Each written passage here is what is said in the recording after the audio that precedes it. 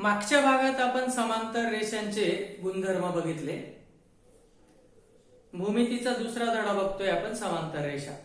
त्यामध्ये आपण असं बघितलं मागच्या वेळेला की जर रेषा समांतर असतील तर त्यांच्या छेदिकेमुळे होणारे जे काही कोन असतात किंवा कोनांच्या जोड्या असतात त्यांचे गुणधर्म आपण बघितले की विक्रम कोन एकरूप असतात, संगत कोन एकरूप असतात आणि आंतर कोन असतील तर ते पूरक असतात. आज आपण बघणार आहोत समांतरतेच्या कसोट्या. म्हणजेच त्यावेळेला आपण असं बघितलं होतं की दोन रेषा समांतर असतील तर कोनांच्या जोड्यांमध्ये काय गुणधर्म असतात. आज आपण बघणार आहे की जर त्या कोनांच्या जोड्यांमध्ये काही गुणधर्म असतील तर त्या रेषा समांतर असतात. म्हणजेच त्याला आपण समांतरतेच्या कसोट्या असं आपण म्हणूया.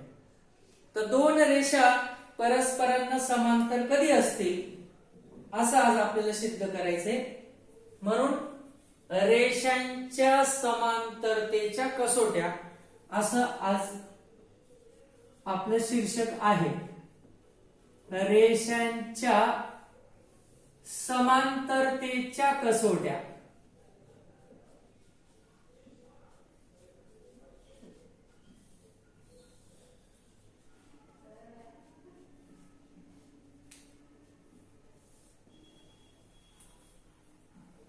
तीन कसोट्या आहेत की दोन रेषा एकमेकांना समांतर केव्हा असतात. रेषा समांतर आहे असं दिलेलं असेल तर कोनांमध्ये काय गुणधर्म असतात ते आपण भाग 1 मध्ये बघितलं. आता आपल्याला त्याच्या उलट बघायचंय. पहिली कसोटी अशी आहे की जर दोन भिन्न रेषांना एका छेदिकेने छेदल्यामुळे तयार होणारी आंतरकोनाची एक जोडी पूरक असेल. ऐकून घ्या काय सांगतोय मी. दोन भिन्न रेषांच्या छेदिकेमुळे म्हणजे या ठिकाणी L आणि M या दोन भिन्न रेषा आहेत. N जर त्यांची छेदिका असेल तर A व B हे या दोन रेषांच्या छेदिकेमुळे तयार होणारे आंतरकोन आहे. आणि जर हे आंतरकोन पूरक असतील म्हणजेच A आणि B ची बेरीज जर 180 असेल, जर असं असेल तर L आणि M समांतर असतात असं तुम्हाला सिद्ध करायचंय. याला म्हणतात आंतरकोन कसोटी. म्हणजे दोन रेषा समांतर दाखवण्यासाठी आंतरकोनाची जोडी पूरक पाहिजे म्हणजे त्याची बेरीज 180 पाहिजे असं तुम्ही सिद्ध करायचंय. ही सिद्धता आपण अप्रत्यक्ष पद्धतीने सिद्ध करणार आहोत आणि हिचा वापर पुढच्या दोन सिद्धतेसाठी करणार आहोत. पुढच्या दोन सिद्धता काय आहेत. दोन भिन्न रेषांच्या छेदिकेमुळे तयार होणारी विक्रम कोनांची जोडी जर एकरूप असेल म्हणजेच इथे तुम्ही काय सांगू शकतात L आणि M च्या बाबतीत की जर A बरोबर B, आता A आणि B इकडे विक्रम कोन आहेत आणि विक्रम कोन जर एकरूप असतील तर त्या रेषा समांतर असतात असं तुम्हाला दुसऱ्या कसोटीमध्ये दाखवायचंय ज्याला विक्रम कोन कसोटी असं म्हणतात. तिसरं जे आहे दोन भिन्न रेषांच्या म्हणजेच L आणि M छेदिकेमुळे तयार होणाऱ्या संगत कोनांची. आता हे संगत कोन आहे, एकाच कोपऱ्यात झाले की ते संगत कोन असतात. जर संगत कोनांची एक जोडी एकरूप असेल तरी सुद्धा त्या रेषा समांतर असतात. याला म्हणायचं संगत कोन कसोटी. ही विक्रम कोन कसोटी तर ही आंतरकोन कसोटी. तर कसोट्यांना नाव पण देतो मी. आंतरकोन कसोटी काय सांगते तर आंतरकोनांची बेरीज 180 आली तर त्या रेषा समांतर असतात. याला नाव देतो मी विक्रम कोन कसोटी. विक्रम कोन कसोटी. विक्रम कोण कसोटी काय सांगते की विक्रम कोणांची जर एक जोडी एकरूप असेल तर त्या रेषा समांतर असतात। आणि त्यानंतर पुढची जी आहे ती संगत कोण कसोटी। संगत कोण कसोटी काय सांगते की जर संगत कोणाची एक जोडी एकरूप असेल तरी त्या रेषा समांतर असतात। म्हणजे दोन रेषा समांतर आहेत असं दाखवण्यासाठी तुम्ही 1, 2 आणि 3 पैकी कोणत्याही एका कसोटीची मदत घेऊ शकतात। आणि आज आपण ह्या 3 कसोट्या सिद्ध करणार आहोत। ही प्रत्येक कसोटी म्हणजे एक प्रमेय आहे असं तुम्ही गृहीत धरून आपण त्याला सिद्ध करणार आहोत। पहिलं प्रमेय बघा कसं आहे। दोन भिन्न रेषांच्या छेदिकेमुळे एकाच अंगास तयार होणारे आंतरकोन जर पूरक असतील तर त्या दोन रेषा एकरूप असतात, समांतर असतात, एकरूप नाही समांतर। पहिलं प्रमेय। दुसऱ्या प्रमेयाकडे वळूया। दोन भिन्न रेषांच्या छेदिकेमुळे तयार होणाऱ्या विक्रम कोनांची एक जोडी एकरूप असेल तर त्या रेषा समांतर असतात। तिसरा प्रमेय। दोन भिन्न रेषांच्या छेदिकेमुळे तयार होणाऱ्या संगत कोनांची एक जोडी एकरूप असेल तर त्या रेषा समांतर असतात।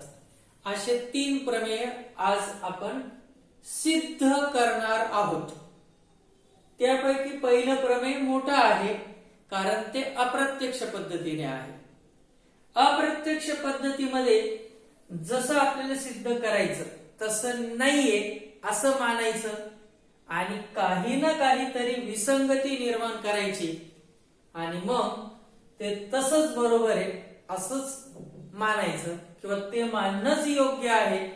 अशा पद्धतीने ज्या सिद्धता आपण सिद्ध करतो त्याला अप्रत्यक्ष सिद्धता असं म्हणतात। आणि या सिद्धतेचा म्हणजे या गुणधर्माचा वापर आपण इथे आणि इथे करून हे 2 प्रमेय अतिशय साध्या आणि सोप्या पद्धतीने सिद्ध करू शकतो।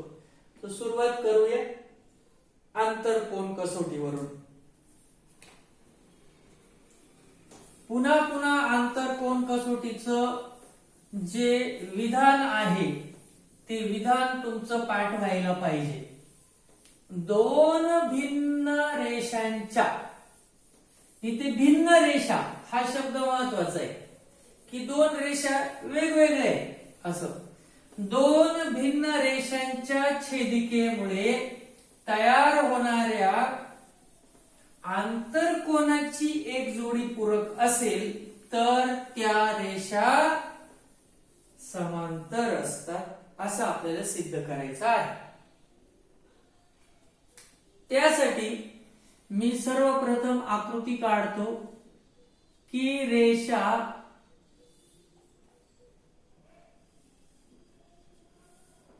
AB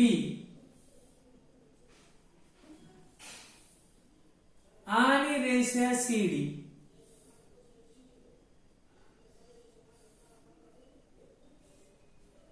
यांची PQ ही छेदिका आहे असं आपण मानूया। PQ ही यांची छेदिका आहे आणि AB आणि CD या 2 भिन्न रेषा आहेत, एकच नाहीये, भिन्न रेषा आहे असं आपण मानणार आहोत।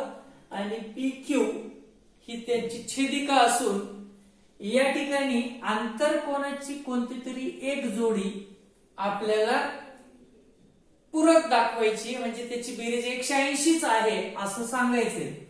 उदाहरणार्थ हे PQ मी इकडे लिहितो, इथे या जोडीची आणि ह्या कोणाची आणि ह्या कोणाची म्हणजे कोण क्रमांक 1 व 2 ची बेरीज 180 येते असं आपल्याला दिलेले।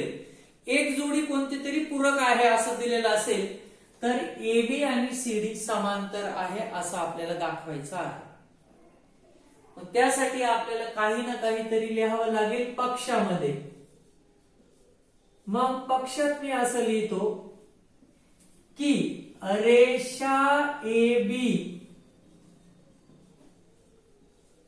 व CD या दोन भिन्न रेषा असून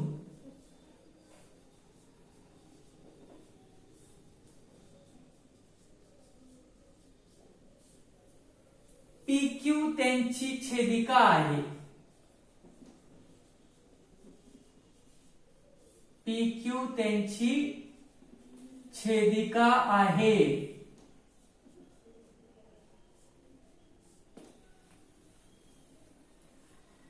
नंतर तुम्हाला जे सिद्ध करायचं असतं त्याला आपण साध्य असं म्हणतो. आपल्याला काय सिद्ध करायचंय की AB आणि CD समांतर आहे. म्हणजेच AB समांतर म्हणजे अशा उभ्या दोन रेषा असतात.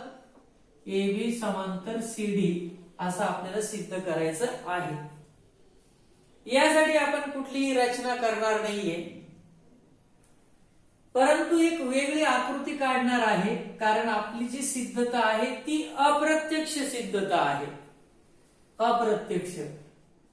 मग अप्रत्यक्ष सिद्धतेमध्ये आपण जे साध्य करायचं आहे ते चुकीचं मानतो आणि वेगळं काहीतरी आपण गृहीत धरतो. AB समांतर CD नाही असे मानू.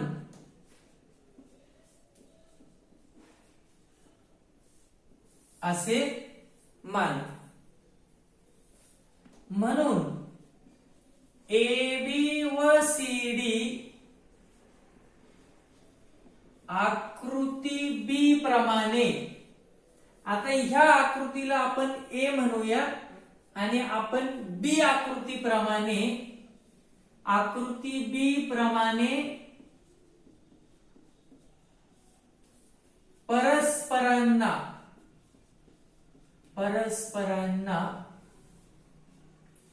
T बिंदूत छेदतील. T बिंदूत छेदतील. आता जर दोन रेषा समांतर नाहीये म्हणजे त्या कुठेतरी छेदतील. म्हणजेच AB आणि CD अशा सरळ नाहीये तर एकमेकींना छेदताय आणि त्याही कुठे T बिंदू मध्ये असं आपण मानायला काही हरकत नाही. आणि ही तर आपली छेदिका होती जिचं नाव होतं PQ. त्याचप्रमाणे ही जी रेषा होती आकृतीमध्ये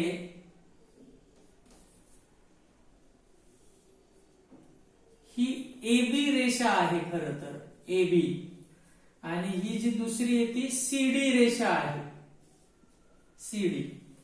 पण ऍक्च्युली त्या समांतर नाहीये असं आपण मानलं तर मग ते छेदायला पाहिजे. तर कुठे छेदताय? T बिंदू मध्ये असा आपण विचार करू. आणि मग याला आकृती B जर म्हटलं तर ह्या B वरून आता आपण लिहायला सुरुवात करू. म्हणून आकृती B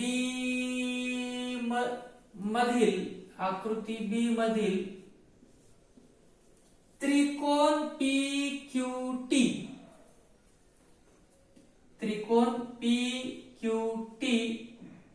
मध्ये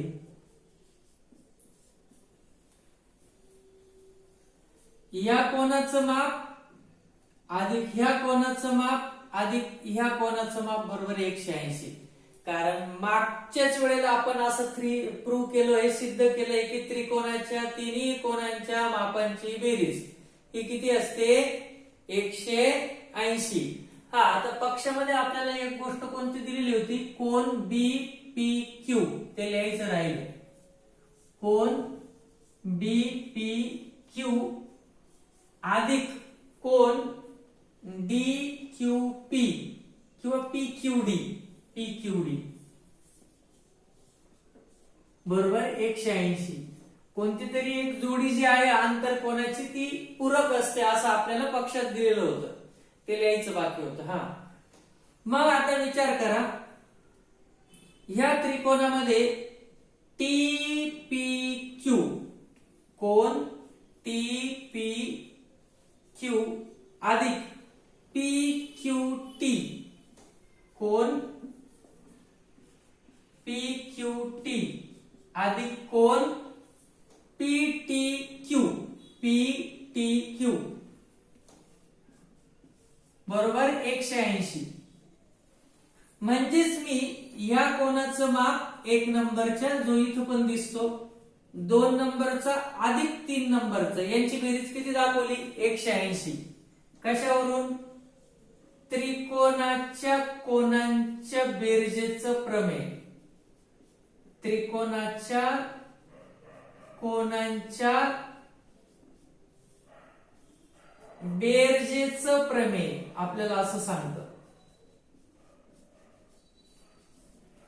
त्रिकोणाच्या कोनांच्या बेरजेचं प्रमेय आपल्याला काय सांगतं की त्रिकोणाच्या तिन्ही कोनांच्या मापांची बेरीज नेहमी किती असते 180. आता मुळात हा टी आणि बी बिंदू एकच रेषेवर आहे, म्हणून मी TPQ ला BPQ असं म्हणू शकतो. TPQ ला मी काय म्हणतो BPQ अधिक PQT ला PQD असं पण म्हणू शकतो. PQD अधिक कोण हा PTQ तसंच ठेवतो मी, बरोबर 180. बरोबर, याला मी विधान 1 म्हणतो. नंतर पक्षामध्ये बघा काय दिलेले, परंतु पक्ष काय सांगतो आपल्याला की कोण BPQ आणि कोण PQD या दोघांच्याच मापाची बेरीज 180 आहे. कशावरून? पक्ष सांगतो आपल्याला, असं पक्षात दिलेलं आहे. मग आता तुम्ही विचार करा की जर ह्या 3 कोणांची बेरीज 180 आणि त्यापैकी ह्या दोघांचं माप 180, म्हणजे ह्या कोणाला 0 पकडावं लागेल आपल्याला. हे बघा, BPQ इथे पण आहे आणि PQD इथे पण आहे. हे 2 नंबरचं विधान सांगतं की ह्या दोघांचीच बेरीज 180 आणि हे विधान सांगतं की ह्या तिघांची 180. पण ह्या दोघांची किंमत तर किती आहे 180. 180 अधिक काय बरोबर 180 तर 0, म्हणजे कोण PTQ ची किंमत 0 येते. म्हणून कोण PTQ बरोबर 0. कशावरून? विधान 1 व 2 वरून. 1 व 2 वरून विधान 1 आणि 2 सांगतं की PTQ म्हणजे ह्या कोणाचं माप 0. आता मला सांगा, 2 रेषा अशा असतील आणि त्यांच्यामधल्या ह्या कोणाचं माप 0 होणं म्हणजे काय रे? ती आणि पहिली दोन्ही रेषा एकच आहे. याचाच अर्थ जर ह्या 3 नंबरच्या कोणाचं माप 0 झालं तर याचा अर्थ ही PT आणि QT म्हणजेच AB आणि CD रेषा एकच आहे, वेगळे नाहीये. यावरून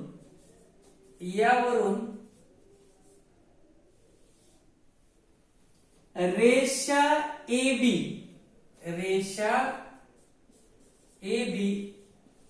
व CD या भिन्न नसून एकच आहे.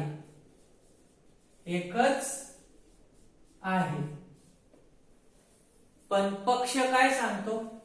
या 2 भिन्न रेषा आहेत. म्हणजे आपण जेव्हा म्हटलं की AB आणि CD समांतर नाहीये, तेव्हा आपल्याला पक्षाशी विसंगत विधान मिळतं. म्हणजे आपण जे मानले ते चुकीचे, म्हणजे त्या रेषा समांतरच असल्या पाहिजे. हे पक्षाशी विसंगत आहे. पक्ष तर सांगतो की AB आणि CD भिन्न रेषा आहे आणि आपण असं मानल्यामुळे AB आणि CD आपल्याला भिन्न नसून एकच रेषा आहे असं मिळतं. म्हणजे पक्ष वेगळा सांगतोय, म्हणजे पक्ष जे सांगतो ते असं आहे आणि आपण असं मानल्यामुळे पक्षाशी विसंगत विधान मिळालं. म्हणजे आपण जे मानलं होतं ते चुकीचं आहे. म्हणून आपले गृहीतक चुकीचे आहे, चुकीचे आहे.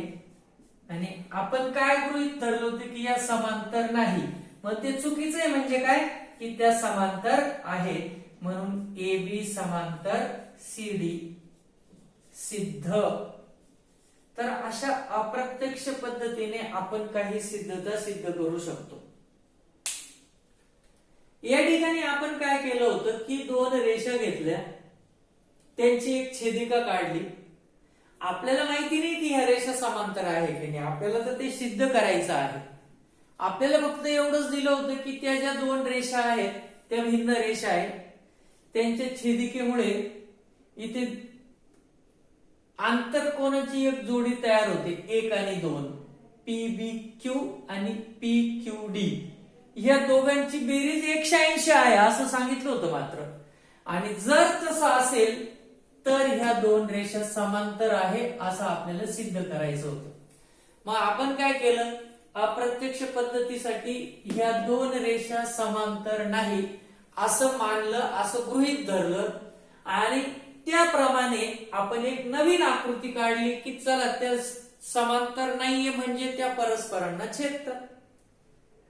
जर त्या समांतर नाही असं तुम्ही गृहीत धरताय तर मग समांतर नसलेल्या रेषा एकमेकांना छेदतात, मग त्या टी बिंदूत छेदतात असं गृहीत धरलं. त्यामुळे एक त्रिकोण तयार झाला. त्रिकोणाच्या तिन्ही कोणांची बेरीज 180 असते असं आपण मागील सिद्धतेमध्ये बघितलं होतं. त्यानुसार आपण या तीन कोणांच्या मापांची बेरीज 180 दाखवली. त्या तीन कोणांपैकी दोन कोण असे जे आपल्या पक्षामध्ये दिलेले की त्या दोघांचीच बेरीज 180 आणि इथं तर ह्या तिसऱ्याला पकडून 180 म्हणतात. याचाच अर्थ ह्या तिसऱ्या कोणाचं माप 0 असलं पाहिजे. तिसऱ्या कोणाचं माप 0 असणं म्हणजे ज्या दोन रेषा एकमेकींना छेदतात त्यांच्या छेदनबिंदूपाशी होणाऱ्या कोणाचं माप 0 म्हणजे त्या रेषा वेगळ्या नाहीये तर एकच आहे असा त्याचा अर्थ होईल. मग दोन रेषा भिन्न नसतील तर त्या दोन रेषा एकच आहे असं आपल्याला विधान मिळतं, जे पक्षाशी विसंगत आहे. कारण पक्षाने ते सांगितलं होतं की त्या दोन रेषा भिन्न आहेत. म्हणजेच आपण जे गृहीत धरलं होतं, जे मानलं होतं ते चुकीचं आहे. म्हणजे बरोबर काय असलं पाहिजे की त्या समांतर आहेच.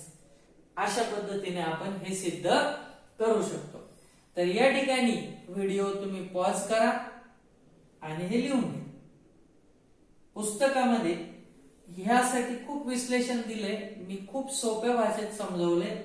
आकृती काढून अशाच पद्धतीने तुम्ही बिलकुल उतरवून घ्या. ठीक आहे. यानंतरचे दोन थिअरम मात्र याच्या आधारे आपण सिद्ध करणार आहोत. म्हणजेच आपण जर असं म्हटलं की आंतरकोनांची बेरीज 180 असेल तर त्या दोन रेषा समांतर असतात. आता असं आपण डायरेक्ट बोलू शकतो. इथं आपल्याला मुळात तेच सिद्ध करायचं होतं. आता ह्या सिद्ध केलेल्याचा उपयोग आपण पुढील सिद्धतेसाठी वापरू शकतो. मग ही आंतरकोन कसोटी होती. आता आपण बघणार आहोत विक्रम कोन कसोटी. विक्रम कोन कसोटी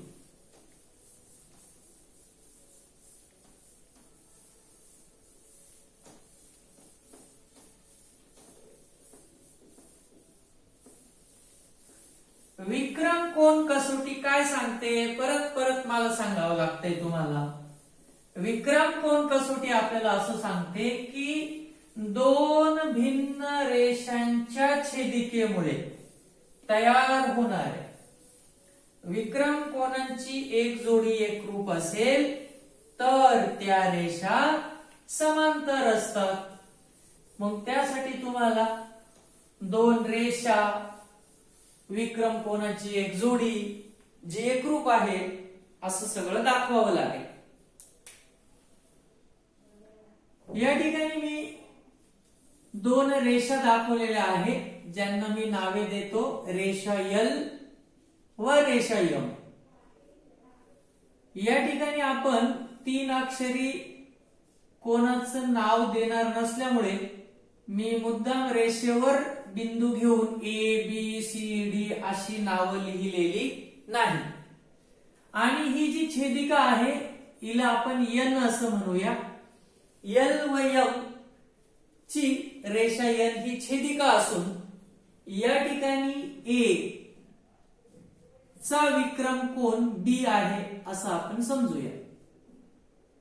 ए चा विक्रम कोन बी आहे असं समजूया. आणि त्याचप्रमाणे या ठिकाणी अजून एक कोन घेतला मी सी, बी च्या शेजारी, म्हणजेच त्याला आपण रेषीय जोडीतील कोन म्हणू शकतो. आता आपल्याला काय दिले की ए आणि बी चं माप जर एकरूप असेल तर एल आणि एम समांतर असल्या पाहिजे असं आपल्याला सिद्ध करायचंय. मग पक्षात तुम्ही काय सांगणार?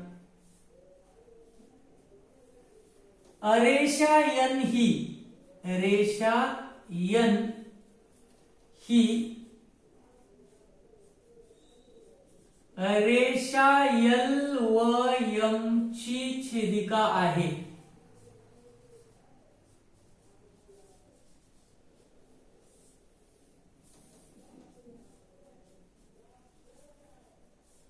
शिवाय विक्रम कोनाची एक जोडी सारखी आहे, म्हणजेच ए बरोबर बी असं सुद्धा आपल्याला दिलेलं आहे. कारण त्या आकृतीमध्ये ए आणि बी विक्रम कोन होतात आणि त्याची एक जोडी आपल्याला एकरूप दिलेली आहे. जर असं असेल तर तुम्हाला काय सिद्ध करायचं आहे ज्याला आपण साध्य असं म्हणतो? तर काहीच नाही, एल आणि एम परस्परांना समांतर आहे असं सिद्ध करायचं आहे तुम्हाला. त्यासाठी कुठली रचना नसून सिद्धता लिहूया आपण.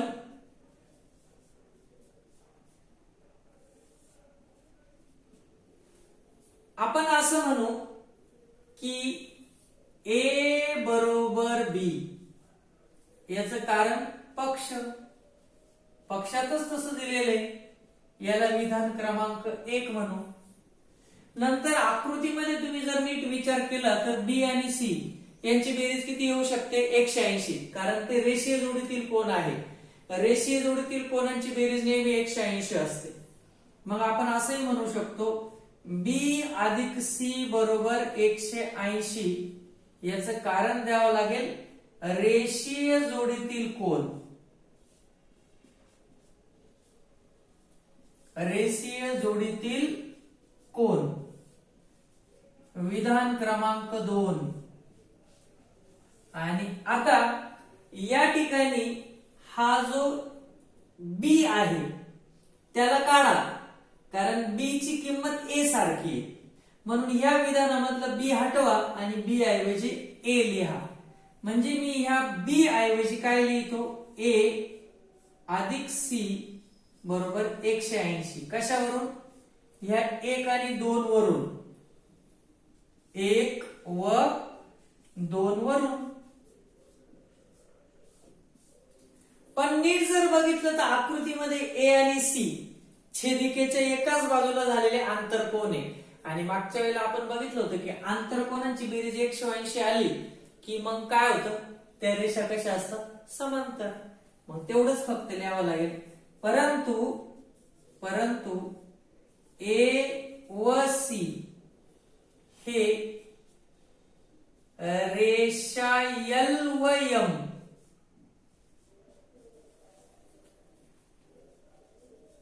मुळे होणारे आंतरकोन आहे.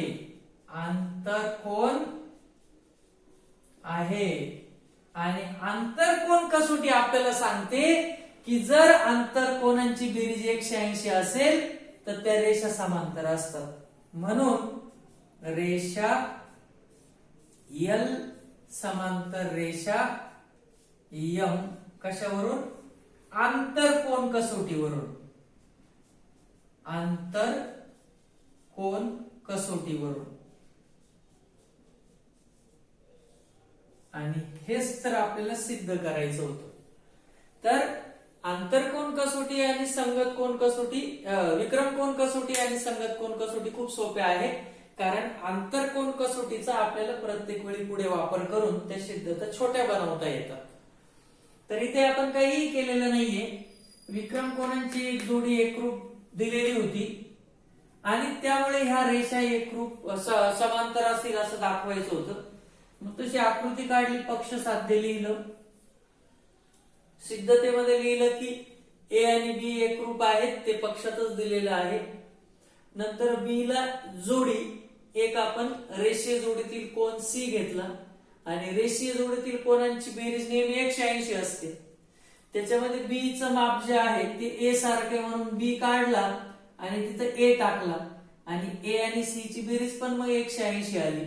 परंतु आकृतीमध्ये ए आणि सी हे परस्परांचे आंतरकोन आहे, रेषा एल व एम मुळे होणार आहे. आणि आंतरकोन कसोटी आपल्याला सांगते की ज्या दोन भिन्न रेषांच्या छेदिकेमुळे होणारे आंतरकोन जर पूरक असतील, म्हणजे त्यांची बेरीज 180 असेल, तर 100% त्या रेषा समांतर असतात. म्हणून आंतरकोन कसोटीचा वापर करून आपण ही विक्रम कोन कसोटी सिद्ध केली. यानंतर उरते ती संगत कोन कसोटी. संगत कोन कसोटी सुद्धा याच्या इतकीच सोपी आहे, काहीच नाहीये त्यामध्ये. त्यामध्ये सुद्धा पक्ष आणि साध्य आहे तसंच असणारे. रेषा एन ही रेषा एल व एम ची छेदिका आहे आणि ए आणि बी सुद्धा एकरूप आहे, फक्त ए आणि बी ची जागा बदलेल. मग कसं येईल? जर आपण संगत कोन कसोटी सिद्ध करत आहोत तर आपल्याला संगत कोन दाखवावे लागतील ए आणि बी परस्परांचे. संपूर्णतः आकृती जशीच्या तशीच राहील, फक्त ए आणि बी च्या जागा बदलतील. मग या ठिकाणी या संगत कोनाचा हा संगत कोन आहे, म्हणजेच ए आणि बी छेदिकेच्या एकाच कॉर्नर मध्ये असतील. तुम्हाला माहिती आहे की संगत कोन कशाला म्हणतो आपण? एकाच कोपऱ्यात असले पाहिजे. म्हणजे वरच्या बिंदूपाशी जर ए झाला तर तसंच बी बिंदूपाशी हा कोन होतोय. म्हणजेच ए आणि बी हे परस्परांचे संगत कोन आहे आणि ते एकरूप आहेत असं आपल्याला दिलेलं आहे. आणि जर ते एकरूप असतील तर त्या रेषा समांतर आहे असं आपल्याला दाखवायचंय. मग आपण सिद्धता लिहायला सुरुवात केली. पहिलंच वाक्य तेच राहील जे पक्षात दिलेले की ए आणि बी तर सारखे, जे आपल्याला पक्ष सांगतो. त्यानंतर मी ए च्या शेजारी आता सी कोन घेतो, ए च्या शेजारी खाली. आता तुम्ही सांगा ए आणि सी अशा पद्धतीने तयार झाले की ते रेषीय जोडीतील कोन आहे. मग रेषीय जोडीतील कोनांची बेरीज 180 असते, म्हणून तुम्ही ए आणि सी ची किंमत बेरीज 180 दाखवू शकतात. ते तुमचं दुसरं वाक्य असलं पाहिजे की ए अधिक सी बरोबर 180. आणि तुम्ही त्याचं कारण देऊ शकता, रेषीय जोडीतील कोन येते, रेषीय जोडीतील कोन.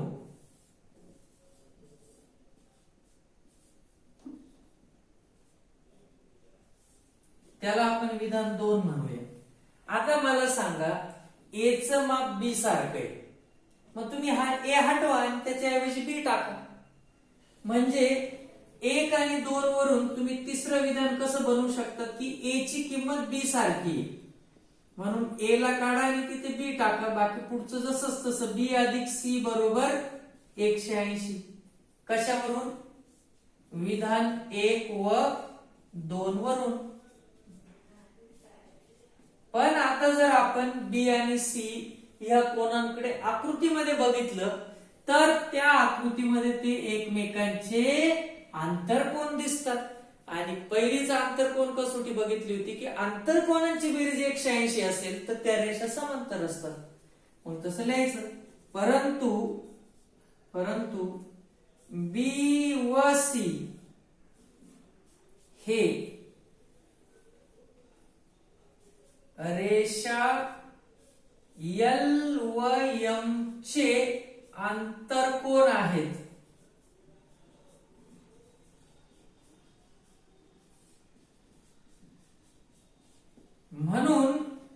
म्हणून रेषा एल समांतर रेषा एम कशावरून?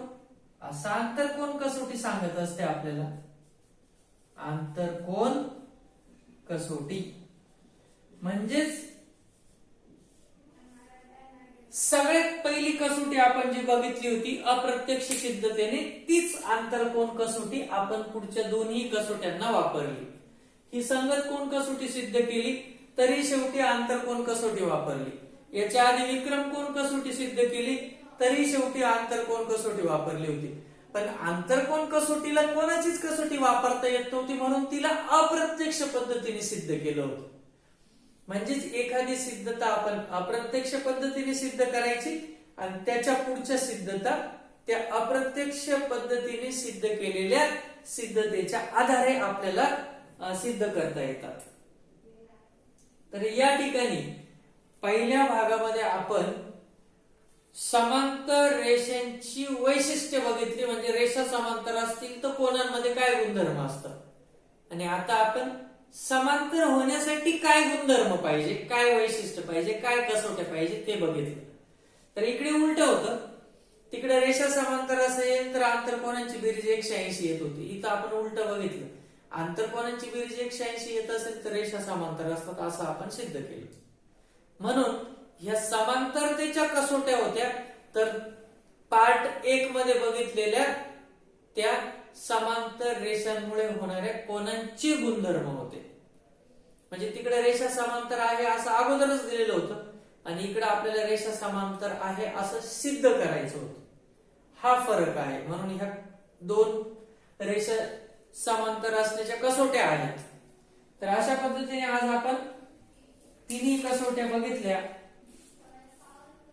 यानंतर पुढच्या लेक्चरला, जे शेवटचं लेक्चर असणार आहे या पाठातलं, आपण बघणार आहोत याच्यावर आधारित उदाहरणे. म्हणजे या धड्यामध्ये असे काही किमती काढा वगैरे विचारलं जाणार नाही. हे सिद्ध करा, ते सिद्ध करा, हे दाखवा, ते दाखवा, किंवा या कोणाचं माप इतकं असेल तर त्याचं किती येईल, अशा पद्धतीचेच प्रश्न असतात. तर पुढच्या लेक्चरला आपण ते बघणार आहेत. तर या ठिकाणी हे सुद्धा तुम्ही व्हिडिओ पॉज करून लिहून काढा. हे संगत कोण कसोटी बघितली, याच्या अगोदर विक्रम कोण कसोटी बघितली आणि अप्रत्यक्ष पद्धतीने बघितली ती आंतरकोन कसोटी होती. तर ह्या तीनही कसोट्या दोन रेषा समांतर केव्हा असतात हे सिद्ध करतात. म्हणून यांना समांतरतेच्या किंवा रेषेच्या समांतरतेच्या कसोट्या असं आपण म्हणतो. तर पुढच्या लेक्चरला आपण बघणार आहोत ह्या म्हणजे भाग 2 आजचा आणि याच्या अगोदरचा भाग 1 यावर कशा प्रकारे उदाहरणे विचारली जातात ते.